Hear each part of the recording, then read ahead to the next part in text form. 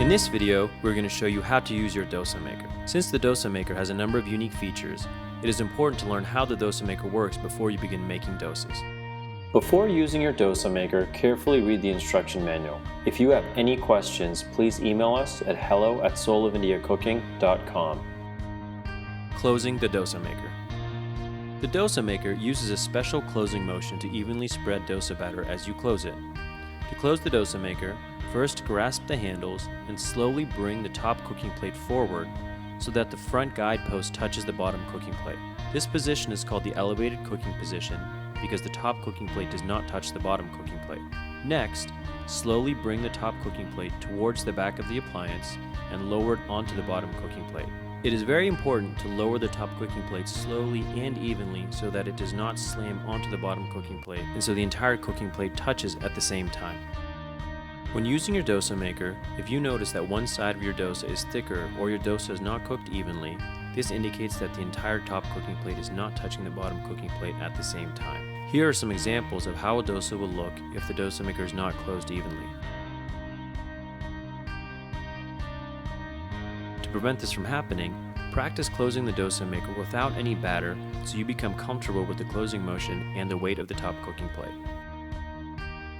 With the DosaMaker, consistently creating evenly spread dosas is now simple and easy.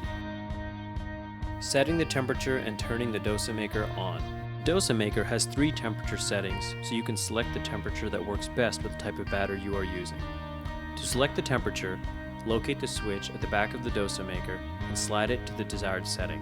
To turn the DosaMaker on, first place the DosaMaker in the elevated cooking position and then plug the cord into the outlet. The red light will turn on, indicating that the DosaMaker is now warming up. In about 5 minutes, the red light will turn off and the green light will flash, indicating that the DosaMaker is now ready to make dosas. The green light will continue to flash as you pour batter and make dosas. As long as the green light is flashing, the DosaMaker is ready to make dosas. When using your DosaMaker, if you notice that the batter you are pouring is bubbling and cooking too much before you can close the appliance, this means that the temperature you have selected is too high. The correct temperature to select in your DosaMaker will depend on the type of batter you are using. So when using your DosaMaker, we recommend starting with the lowest temperature setting and gradually increasing if a higher temperature is required. Batter consistency to make a dosa. The consistency of the batter you use will determine how thick or thin your dosa will be. To create a thicker dosa, you will use batter with a thicker consistency like this. This batter will create a thicker, softer dosa. To create a thinner dosa, you will use a batter with a thinner consistency like this. This batter will create a thinner, crispier dosa. As you can see, the batter on my right is a lot thinner than the batter on my left, and is also much thinner than the batter you use when you're making a dosa by hand. To make this thinner batter, all you need to do is add water to the thicker batter.